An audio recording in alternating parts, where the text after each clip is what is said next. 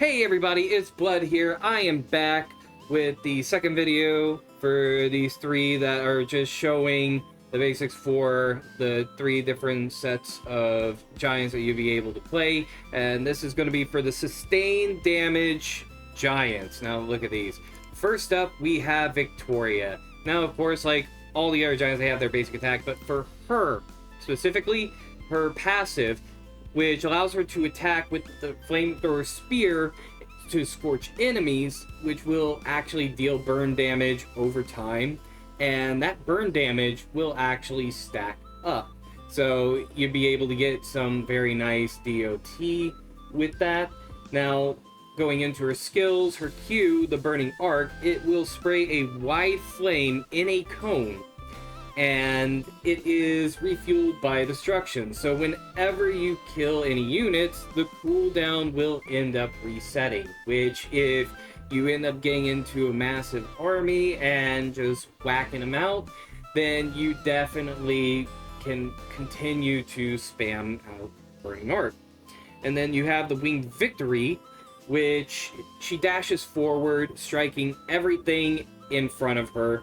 Nearby soldiers are inspired, which will actually increase her shield, so give her a little bit more survivability since she is melee and wanting to be able to punch right in there. And of course you have the E ability, which is her supercharged spear, and this spear gains attack speed for basic attacks while it's active, and it stuns the first enemy that gets hit. So you go ahead, you rush in, you smack an enemy giant, and they're going to have a bad time with that because you're going to be able to keep whacking.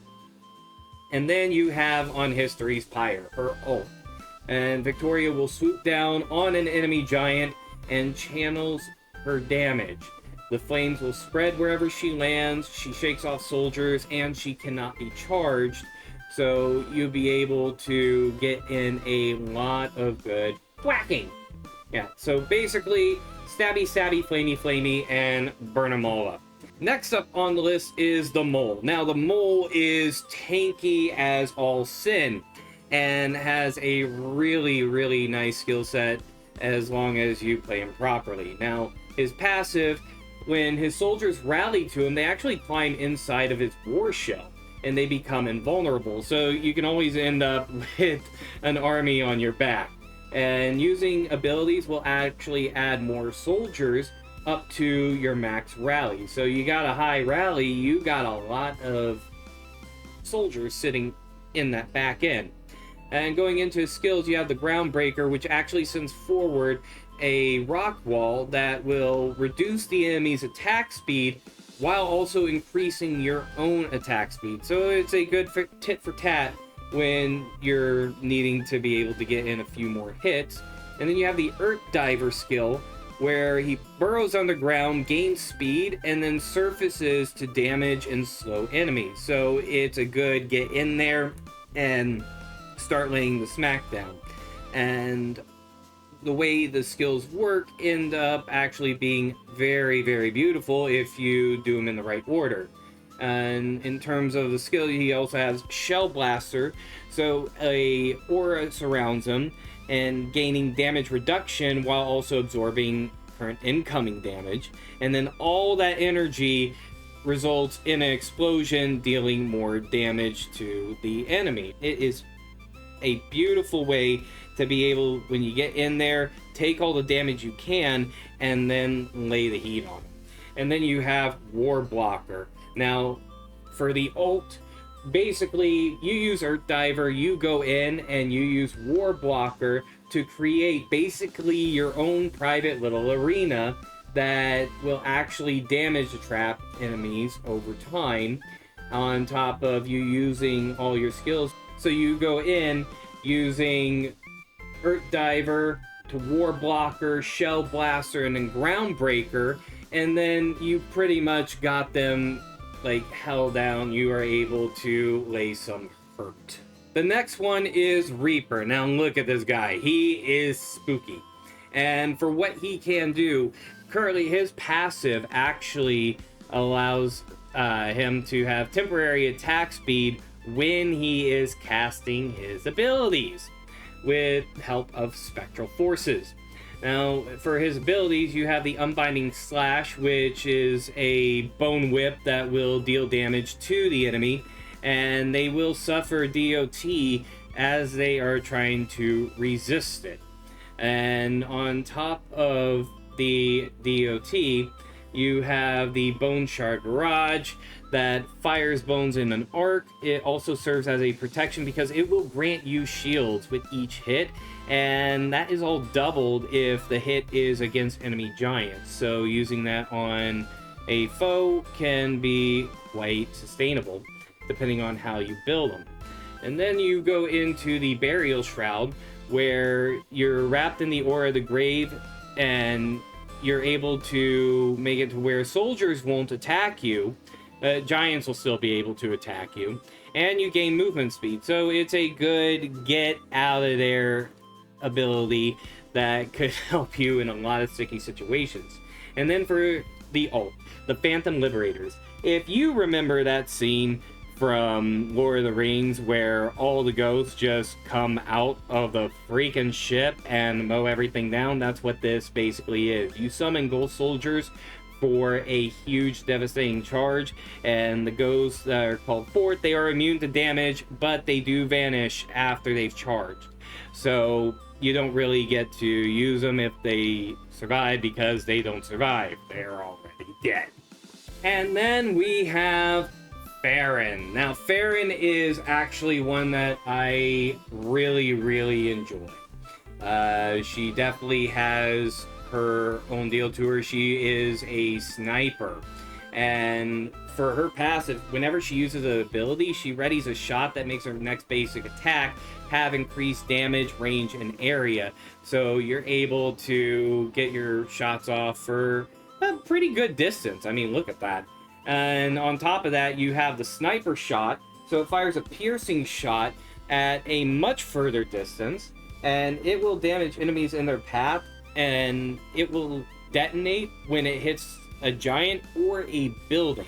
So you definitely want to time your shots when you're using it. And then you have the Trap of Thorns.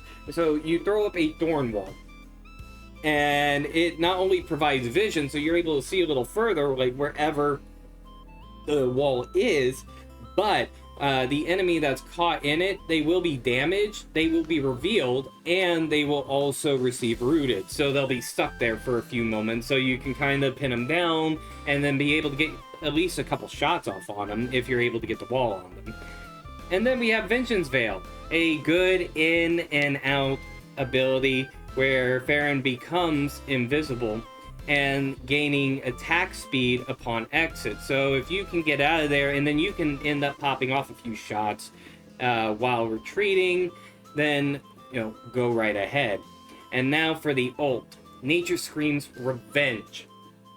It is a very wide skill, okay? It is very wide. So you create a growing nest of vines in a cone that not only slows down the enemy, but it will damage and root them, and pretty much giants, any units that are inside of it will take the brunt force of it. And it is such a good skill to be able to keep them right where you want them, so you can get all those shots off. And then finally, we have Warship. Now, Warship is also one that I really have a spot for, just in the different mechanics that he works with. So the Naval Fusillade, consecutive attacks that you do with your basic attack deals bonus damage, and you get to build bunkers a lot faster, and they will actually contribute fire to your ability. So you got bunkers down, all your skills are going to end up causing extra damage if you're near these bunkers. And for instance, with the Vengeance Mine, you call down some explosive strikes on your targets. And the nearby bunkers will also coordinate fire, as you can see here, and cause even more damage. So if you can keep your bunker safe and stay within proximity, then you are going to have a great time in using that. And then you have the Rising Tide, where you have a wave of power that will enhance the range, area, and speed of your basic attacks. And the nearby bunkers will also fire more quickly. So you are adding a lot more attack speed on top of where you're able to shoot.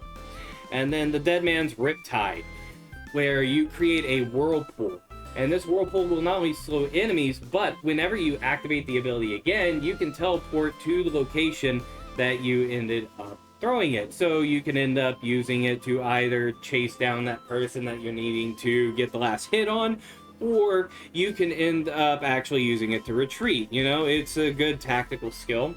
And then for the Indomitable, this is a hardcore skill, because the moment you activate it, then you have a continuous rate of fire for a couple seconds and is going wherever your cursor is pointing in a straight line. And if you are near some bunkers, as you can see, those bunkers are aiding in on that freaking volley, and it can do so much damage if you get the right aim, or it's the right spot where you're able to just mow everything down. And that is everybody in the sustained damage tree for March of Giants.